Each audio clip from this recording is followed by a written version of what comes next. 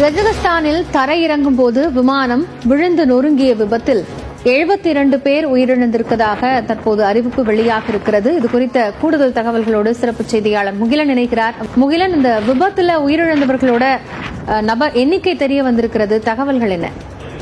காயத்ரி அக்குத் என்கிற அந்த விமான நிலையத்தில் தரையிறங்கும் போது ஒரு எம்பரர் ரக விமானமானது விழுந்து நொறுங்கி பெரும் விபத்துக்குள்ளானது.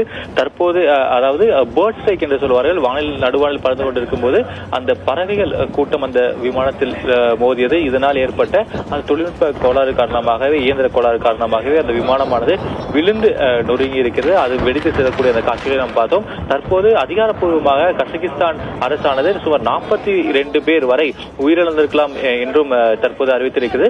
மிக முக்கியமாக 30 பேர், கிட்டத்தட்ட 30 பேர் தற்போது உயிருடன் மீட்கப்பட்டுள்ளனர். இந்த உயிருடன் தற்போது மீட்கப்பட்டவர்கள் அனைவருமே விமானத்தின் அந்த பின்பகுதியில் இருந்தவர்கள் என்று கூறப்படுகிறது. அந்த பின்பகுதியில் இருந்தவர்கள் காயங்களுடன் உயிருடன் மீட்கப்பட்டுள்ளனர், சுமார் 30 பேர். ஆனால் தற்போது இந்த விபத்தில் 42 பேர், அதாவது தோராயமாக லைக்லி 42 அப்படின்னு தான் அவங்க குறிப்பிட்டிருக்காங்க.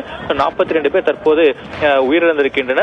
இதில் இந்த 72 பேரில் 37 பேர் அஜர்பைஜான் சேர்ந்தவர்கள், 16 பேர் ரஷ்யா நாட்டை சேர்ந்தவர்கள் மற்றும் 6 பேர் கசகஸ்தான் மற்றும் 3 பேர் குர்கிஸ்தான் நாடுகளை சேர்ந்தவர்கள் என்றும் தற்போது தகவல் வெளியாகிருக்கிறது. காயத்ரி, நன்றி முகிலன். கூடுதல் விவரங்களுக்காக மீண்டும் இணையலாம்.